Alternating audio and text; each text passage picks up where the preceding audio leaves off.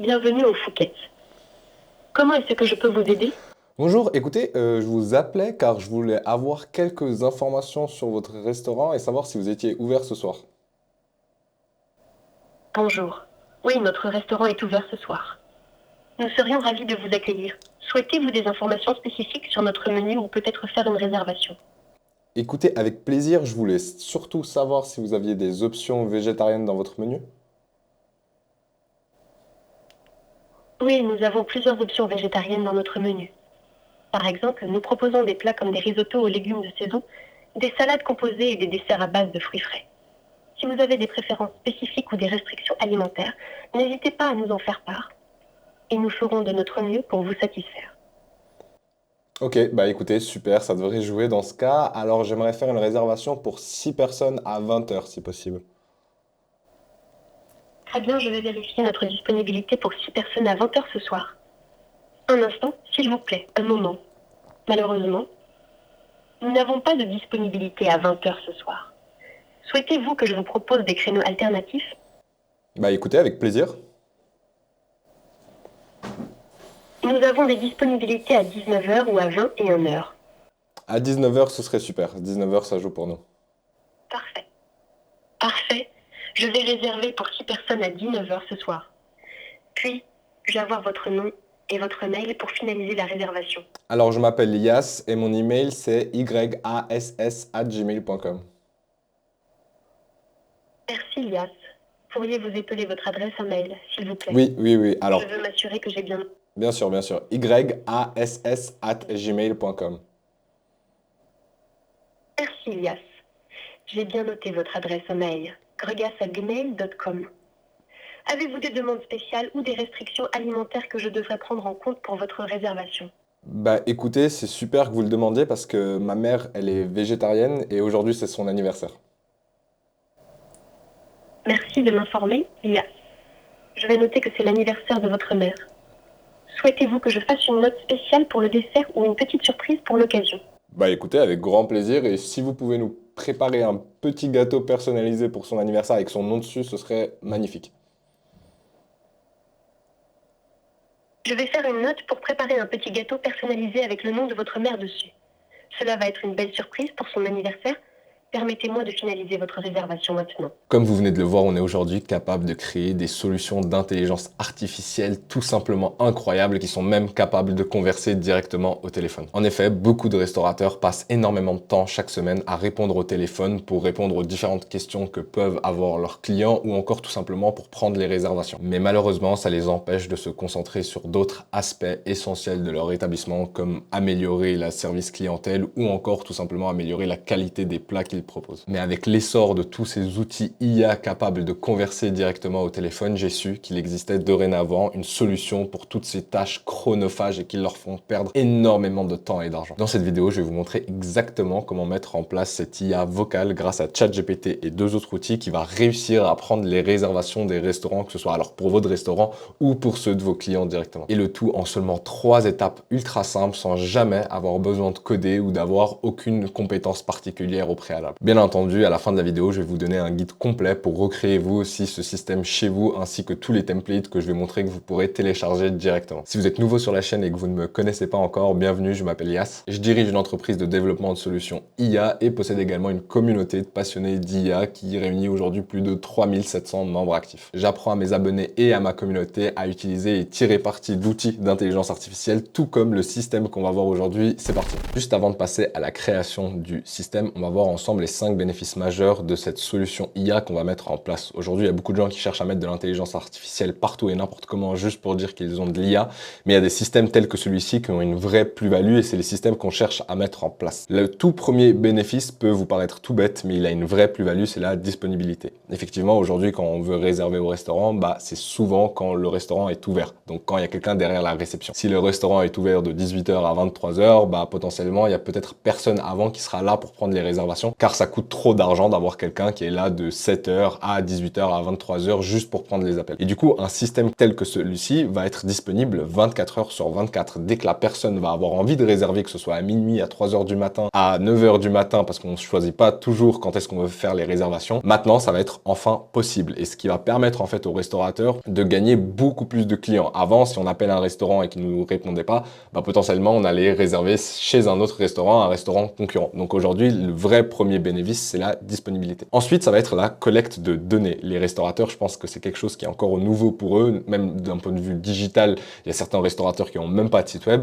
Aujourd'hui, avec des IA telles que celle-ci, on va enfin pouvoir récupérer les données, étant donné qu'on va avoir les transcripts de toutes les conversations et que l'IA va pouvoir nous envoyer un résumé. Ensuite, on va avoir la consistance. La consistance, c'est quelque chose qui est vraiment souvent mis en avant par l'intelligence artificielle, étant donné que l'IA va respecter un script, comme on va le voir juste après, va respecter une structure de discours qu'on va nous lui ordonner, ce qui n'est pas forcément le cas avec un humain. L'humain, c'est avant tout un humain, donc il peut faire des erreurs, il peut être fatigué, il peut être un peu ennuyé d'un ancien client, ce qui va faire que des fois peut-être qu'il va perdre patience ou qu'il va moins donner d'informations ou qu'il va tout simplement pas savoir répondre aux questions. Et ça, l'IA va pouvoir le résoudre de manière incroyable, étant donné qu'on va lui créer une base de données avec toutes les informations nécessaires dedans, et donc elle va pouvoir répondre à d'innombrables questions, mais surtout elle ne sera jamais ennuyée, elle sera toujours enthousiaste pour donner plus d'informations, et ça c'est un des avantages principaux. Ensuite, on n'a besoin d'aucune formation. L'IA, il n'y a pas besoin de la former. Une fois qu'on la met en place, elle est directement opérationnelle. Et finalement, la scalabilité pour ceux qui savent pas ce que c'est que demain, si on commence à recevoir 1000 appels parce que le restaurant il explose et que tout le monde veut venir réserver, bah soit le seul humain, le réceptionniste qui va être derrière, soit il va être débordé, soit il va falloir recruter de plus en plus de personnes pour prendre de plus en plus d'appels, ce qui est très compliqué. Et on le sent rien qu'à le dire, on n'imagine pas avoir 3-4 réceptionnistes pour prendre les appels derrière. Une IA va pouvoir prendre un nombre illimité d'appels et tout cela en même temps. Et du coup, même si le restaurant commence à avoir de plus en plus de succès, ça posera jamais problème à l'IA et ça coûtera jamais plus cher. Maintenant que vous avez compris le potentiel de ce système et les vrais bénéfices cachés derrière, on va rapidement regarder en quoi consiste le système que l'on va créer. Ne vous en faites pas, il est aussi simple que le schéma que vous voyez à l'écran. On va simplement prendre la technologie d'OpenAI, donc on peut l'appeler ChatGPT, mais c'est la technologie qui est derrière ChatGPT. Donc on va prendre cette technologie-là, ça va être notre cerveau derrière le système, c'est elle qui va comprendre les phrases de l'utilisateur et qui va amener la réponse. On va utiliser un autre outil, bien entendu, pour que cela devienne vocal qui s'appelle Vapi, mais la technologie est essentiellement celle d'OpenAI, donc de ChatGPT qui est derrière. Ensuite, on va utiliser un outil qui s'appelle Make.com, c'est un outil que je montre souvent dans mes vidéos. Make.com, c'est quoi? C'est un outil très simple qui va vous permettre de connecter plusieurs plateformes entre elles pour faire des automatisations. Aujourd'hui, c'est l'outil qui va nous permettre, en fait, à nous, à ChatGPT, d'aller faire des actions avec d'autres plateformes, comme vous pouvez le voir à la fin, notamment pour checker les disponibilités du restaurant sur un Google Calendar, par exemple, pour envoyer un mail directement de la réservation à l'utilisateur, pour envoyer des rappels sur WhatsApp, etc., etc. En fait, ChatGPT de base, il n'est pas capable de faire ça, mais grâce à Make.com, on va réussir à créer ces automatisations pour que, à partir de maintenant, notre système de base soit capable de faire une action sur une application externe telle qu'envoyer un mail ou faire une réservation sur Google Calendar, mais également de récupérer des informations sur une application externe telle que checker la disponibilité. Donc maintenant, on va enfin commencer les choses sérieuses. La toute première étape pour créer ce système, ça va être la création de votre prompt. Ne vous en faites pas.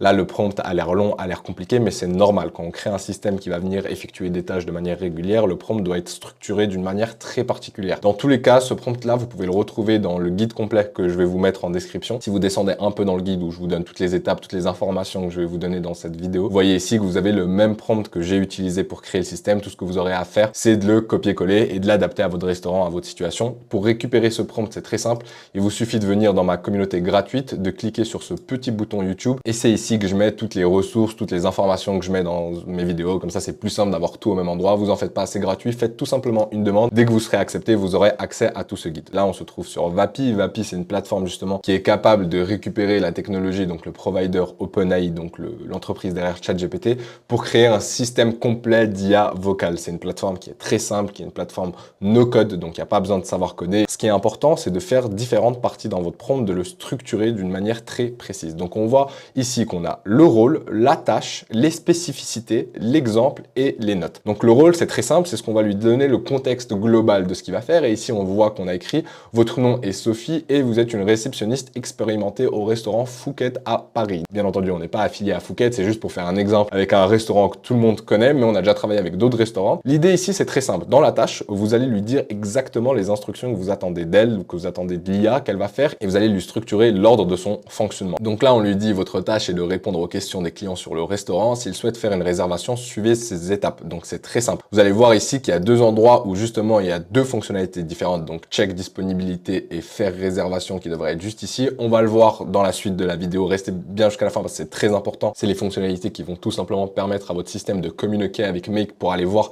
s'il y a encore de la place disponible dans le calendrier et faire la réservation par la suite. Ensuite, on a les spécificités. Ici, c'est là où on va venir donner un peu plus d'instructions sur des questions qui sortent du cadre de son rôle de base qui est de faire la réservation. Et on va lui dire, par exemple, s'il vous demande des informations sur le menu, fournissez des exemples concrets, transmettez l'heure à laquelle le client a réservé au système Make par la suite, etc., etc. On va lui donner un exemple pour qu'elle sache exactement sur quoi elle va pouvoir se baser, qu'elle ait une compréhension plus approfondie de la manière dont elle va répondre aux différents utilisateurs, aux différents clients. Là, cette structure-là, c'est pas moi qui l'ai inventée, c'est la structure la plus recommandée par OpenAI et par plein d'autres chercheurs dans l'intelligence artificielle qui assure le maximum de résultats. Finalement, dans les notes, on va lui demander, on va lui donner le ton, on va lui donner exactement comment elle doit s'exprimer, ce qu'elle doit dire, ce qu'elle doit absolument pas dire. C'est ici notamment que vous allez pouvoir notifier certaines informations en plus. Si ça vous intéresse, j'ai fait une autre vidéo sur le prompt engineering qui vous explique plus en profondeur la structure de ces prompts. Dans tous les cas, le plus important dans ce prompt, c'est de retenir vraiment ces deux fonctionnalités. Retenez bien ça car ça va nous servir pour la suite de la création du système. Donc la seule chose que vous devez faire sur cette plateforme, c'est venir dans Transcriber, mettre DeepGram et bien mettre la langue française. Sinon votre IA soit risque de répondre en anglais, soit risque d'avoir un accent anglais. Très important ici, choisissez Cartesia et mettez French Conversationnel Lady. C'est une des seules qui a un accent irréprochable en français. Le deuxième point très important, ça va être de venir mettre votre base de données. Votre base de données, qu'est-ce que c'est? C'est très simple, c'est là où vous allez mettre le maximum d'informations sur le restaurant, sur votre restaurant ou celui de votre client potentiellement, pour que l'IA puisse se référer à ce document de base pour répondre aux questions de votre client. Le risque, si vous le faites pas, c'est que soit elle va se baser sur les informations d'OpenAI, donc le contexte d'OpenAI pour répondre, ça va prendre un peu plus de temps et vous prenez le risque qu'elle sorte de ce cadre.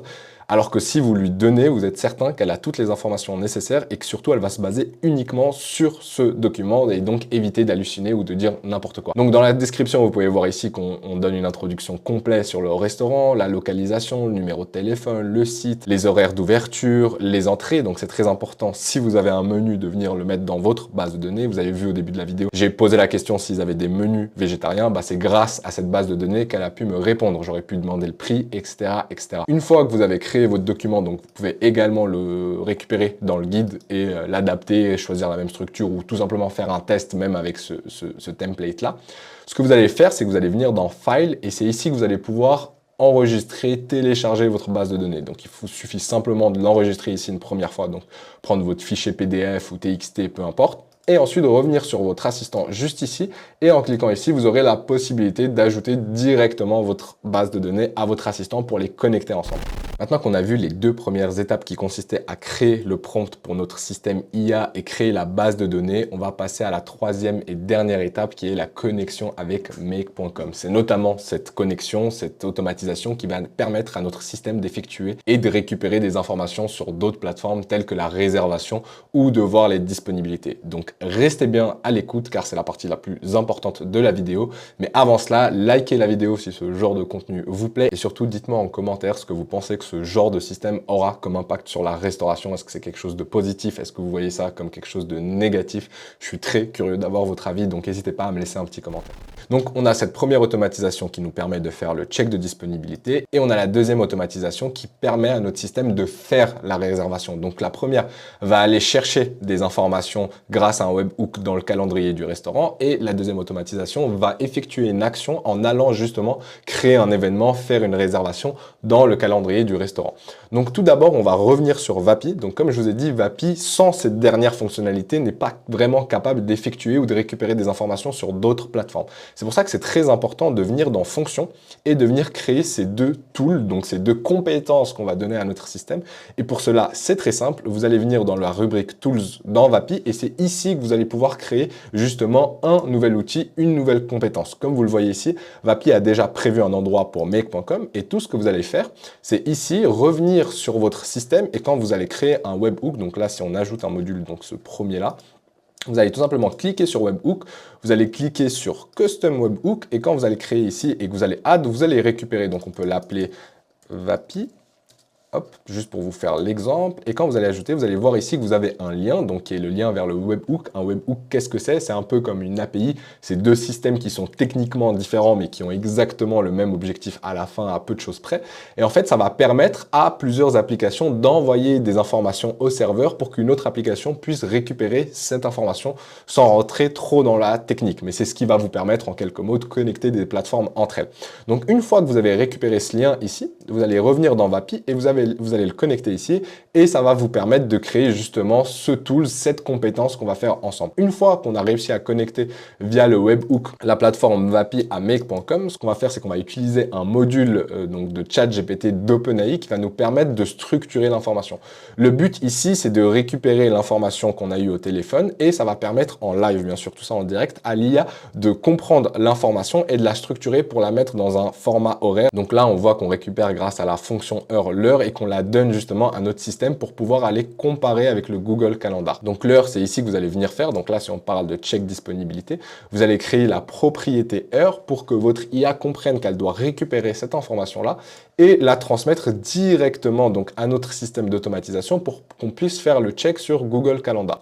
Donc une fois que notre module OpenAI a formaté la réponse, il va la transmettre de manière correcte dans la bonne forme à notre Google Calendar. Et ici, on voit que vous allez pouvoir récupérer justement le choice content. Si on ouvre le message juste ici, content, on a l'heure de réservation et ça va permettre de faire la comparaison. Ensuite, de manière très simple, on a créé un routeur. Donc un routeur, ça va nous permettre de faire deux chemins différents. Si l'heure que le système a récupérée est disponible dans le calendrier, dans la réservation du restaurant, on va l'envoyer sur le webhook pour dire « Ok, c'est tout bon, c'est disponible. Super, le créneau horaire que vous avez sélectionné est disponible. Laissez-moi procéder à la réservation. » Comme vous l'avez vu dans l'appel au début, c'était pas le cas parce que sur le calendrier, j'avais mis quelque chose pour qu'on voit que aucune table n'était disponible. Donc si c'est le cas, il va renvoyer comme information à notre système qu'il y a bien des tables disponibles à cette heure-là. Et donc pour ce fait, il vous suffira simplement de créer des filtres. Donc le filtre va envoyer sur la disponibilité si on voit que dans le créneau horaire, il y a encore des plages horaires de libre.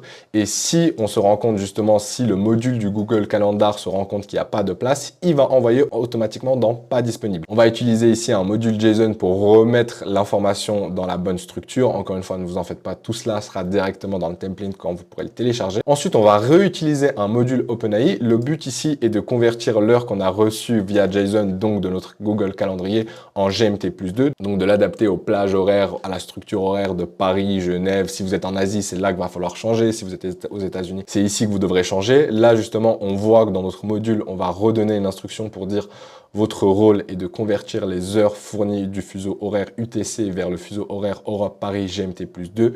Veuillez uniquement fournir les heures converties sans ajouter de notes ou de texte supplémentaires. Là, tout ce qu'on fait, c'est formater les réponses qu'on arrive à recevoir des modules précédents à chaque fois pour l'adapter et qu'il soit transmissible au prochain module. Donc là, on dit voici les créneaux horaires disponibles. Donc notre système est allé cette fois-ci checker les autres créneaux qui étaient disponibles.